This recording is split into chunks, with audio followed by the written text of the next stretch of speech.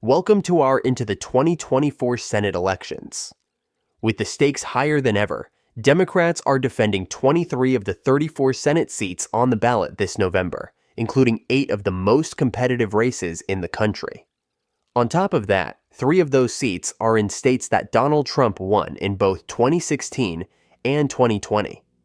As a result, Republicans start this election cycle with a significant advantage. But the question remains, can the GOP capitalize on this and flip the Senate? In today's video, I'll break down every single Senate race, using the latest polling, past results, and demographic trends to assign ratings to each state. We'll start with the solid seats, those where either party is expected to win comfortably, and then move on to the most competitive races that will likely decide control of the Senate. Safe Democratic states. Let's start with the Pacific Coast. The first solid Democratic hold is Washington, where Senator Maria Cantwell is running for re-election. Cantwell has held this seat since 2001 and was re-elected in 2018 with a commanding 58% of the vote. Washington is a blue stronghold, having voted for Joe Biden by 19 points in 2020 and hasn't elected a Republican senator in nearly 30 years. This seat is safe. Moving south, we arrive at California, where the race is a bit more interesting due to the death of longtime Senator Dianne Feinstein. Feinstein was replaced by LaFonza Butler, but Butler is not running for a full term. Instead, Congressman Adam Schiff has emerged as the leading Democratic candidate and will face Republican Steve Garvey in November. Schiff's dominant lead in polling, he's up by at least 20 points, combined with Biden's 29-point win in California in 2020, makes this a solid blue seat. In Hawaii, Senator Mazie Hirono is also up for re-election. Hirono is widely popular, having won her last race with a staggering 71% of the vote. Hawaii is one of the most reliably Democratic states in the country, and Hirono is expected to cruise to another term. Heading to the southwest, New Mexico also seems safely blue. Senator Martin Heinrich is running for a third term, having won his last race in 2018 by 54% in a three-way contest. Heinrich enjoys strong support, and New Mexico's recent political trends suggest he'll easily win re-election. Biden won the state by 11 points in 2020, and the latest polls have Heinrich ahead by double digits. Minnesota is next, where Amy Klobuchar is running for her fourth term. Klobuchar is a political powerhouse, having won her last race by 20 points in 2018.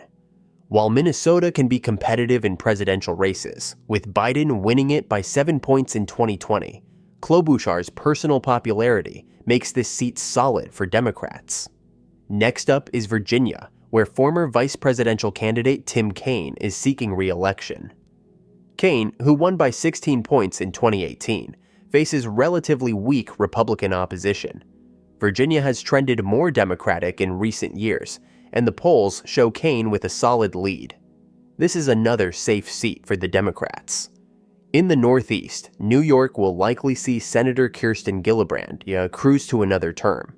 First appointed in 2009, Gillibrand won her last race with 67% of the vote, and New York remains a Democratic stronghold. Her Republican opponent is not expected to pose a serious challenge. Over in Vermont, Independent Senator Bernie Sanders, who caucuses with the Democrats, will hold on to his seat without much trouble. Vermont is the bluest state in the nation, and Sanders is one of the most popular politicians in the country. In Massachusetts, Senator Elizabeth Warren is similarly positioned for an easy win. Like Sanders, Warren is a progressive icon and represents a deep blue state.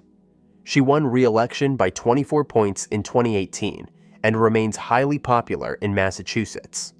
Rounding out the Northeast, Rhode Island, and Connecticut are both expected to remain safely in Democratic hands. Senators Sheldon Whitehouse and Chris Murphy, both running for their third terms, won by significant margins in 2018 and should do so again in 2024. In Maine, Independent Senator Angus King, who also caucuses with the Democrats, is seeking re-election. King is incredibly popular and has easily won his past 2 Senate races. Despite Maine being a more competitive state, King's personal appeal makes this a safe hold for Democrats.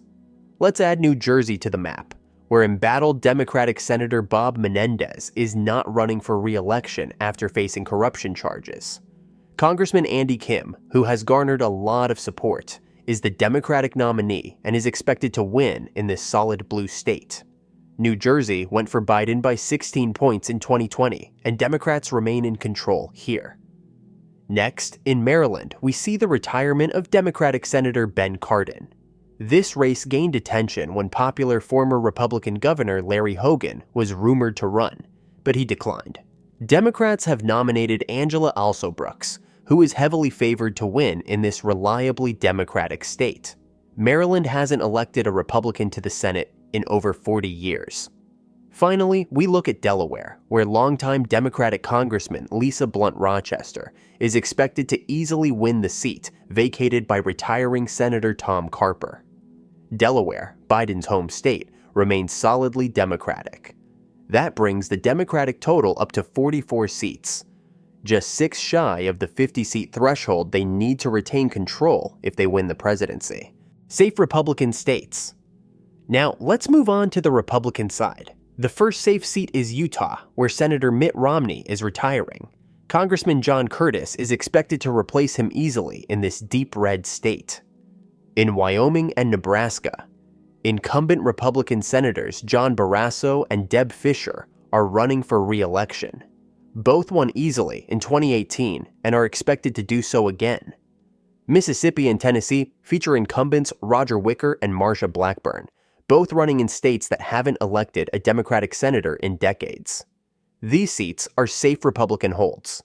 In West Virginia, popular Republican Governor Jim Justice is running to replace retiring Democratic Senator Joe Manchin. This is one of the easiest pickup opportunities for the GOP and should flip to red in a landslide. North Dakota and Missouri are both solid red states, where incumbents Kevin Cramer and Josh Hawley are expected to win comfortably. In Indiana, Jim Banks will likely replace Senator Mike Braun, who is running for governor. Indiana remains solidly Republican, and Banks is heavily favored. Finally, Texas and Florida are considered likely Republican holds. In Florida, Senator Rick Scott is running for re-election, and despite his narrow win in 2018, recent Republican dominance in the state suggests he'll win by a much larger margin this time. Similarly, in Texas, Ted Cruz is running for another term. Although Cruz faced a close race in 2018, polling suggests he'll win more comfortably this time around. These safe states bring the Republican total to 50 seats, which would be enough for them to control the Senate if they also win the presidency. The battleground states.